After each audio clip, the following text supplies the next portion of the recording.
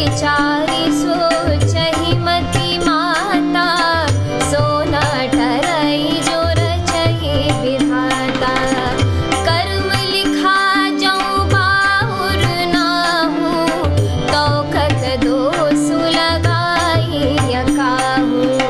तुम सन मिटहि की विधि के अंका, माधु व्यर्थ जनि लेहु कलंका। जनि लेहु माधु कलंक करुणा परिहरहु अवसर नहीं, दुख सुख जो लिखा लीलार हमरे, जाब जहाँ पाऊब तहीं। सुनियु माँ वचन विनीत कोमल सकल बला सोचहि, बहुभांति विधि लगाई भूषण नयन बारि विमोचहि। मंगल भवन मंगल हारी, उमा सहित जिहि जपत पुरारी। तेहि अवसर नारद सहित, अरु ऋषि सप्त समेत, समाचार सुनि तुहि नगिरी, गवने तुरत निकेत। मंगल भवन मंगल हारी, उमा सहित जिहि जपत पुरारी। तब नारद सबहि समुझावा, पूर्व कथा प्रसंग सुनावा। मयना सत्य सुनहु मम बानी, जगदम्बा तव सुता भवानी। अजा अनादि शक्ति अविनाशिनी, सदा शंभु वरधंग निवासिनी। जग संभव पालन लयकारिणी, निज इच्छा लीला बहुधारिणी। जननी प्रथम दक्ष गृह जाई, नामु सती सुंदर तनु पाई। कहु सती शंकर ही विवाही, कथा प्रसिद्ध सकल जग माही। एक बार आवत शिव संगा, देखे रघुकुल कमल पतंगा। भयउ मोह शिव कहा न कीन्हा, भ्रम बस बेशु सिया कर लीन्हा। सिया बेशु सती जोगीन तेहि अपराध, शंकर परिहरि हर विरह जाई बहुरि बिटुखे, जग जोगानल चरी। अब जनमी तुम्हरे भवन निज पति लागी, दारुण तपु किया अस जानि संशय तजहु गिरि जा, सर्वदा शंकर प्रिया।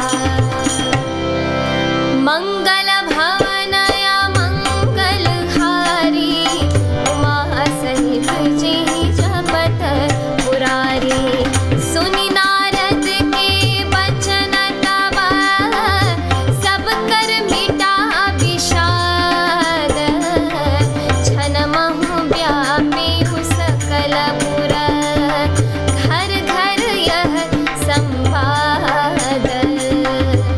मंगल भवन मंगल हारी, उमा सहित जिहि जपत पुरारी। अर्थात मैंने नारद का क्या बिगाड़ा था, जिन्होंने मेरा बसता हुआ घर उजाड़ दिया, और जिन्होंने पार्वती को ऐसा उपदेश दिया कि जिससे उसने बावले वर के लिए तप किया। सचमुच उनके न किसी का मोह है, न माया, न उनके धन है, न घर है और न स्त्री है।